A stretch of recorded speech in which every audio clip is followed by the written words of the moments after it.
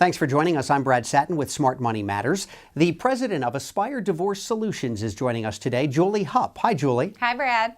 So today we're talking about divorce and specifically getting yourself ready for it. I imagine, like so many other things, being organized is critical. Yes, being organized in divorce is very important and takes a little bit of time. So I suggest if you're thinking about getting divorced or in the process, there's a couple things that you're going to want to really gather.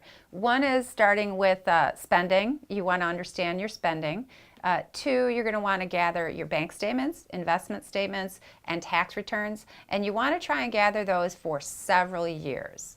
And when you talk about tracking your spending, for how long? You want to get an idea of how much you spend in an average month, for instance? Yeah, I would actually say probably for an average year. You really want to understand kind of your true cash flow needs for both parties as well as for your kids. Because again, you're trying to create solutions that work for both of you. And so you don't want to leave one party negative and the other party with too much of a surplus. So really understanding the true spending needs of both parties is really important. Yeah, it is important. Now, you also recommend setting aside enough money for a divorce. So how much are we talking about?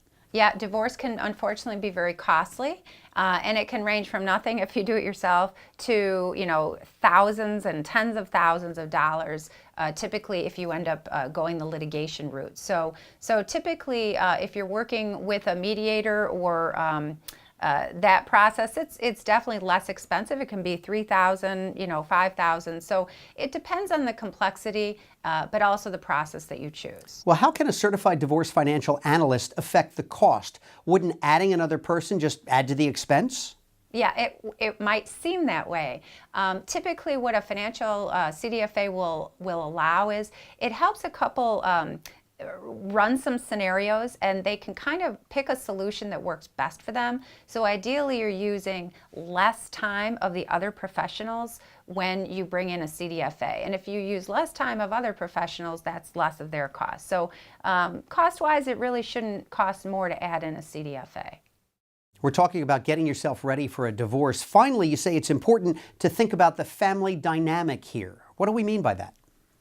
Yeah, it's important when you're thinking about the divorce process you want to use is what relationship do you want to have in the future with your ex, as well as the relationship with the kids and that whole situation. So again, I think when you use a more collaborative process, a process with mediators, and also a financial solution that you both agree upon, you are going to move forward in a way that's probably just a little less adversarial when you get to pick the decisions you're making. Yeah, certainly that makes sense. Some good advice. Julie Hupp from Aspire Divorce Solutions. Thanks for joining us.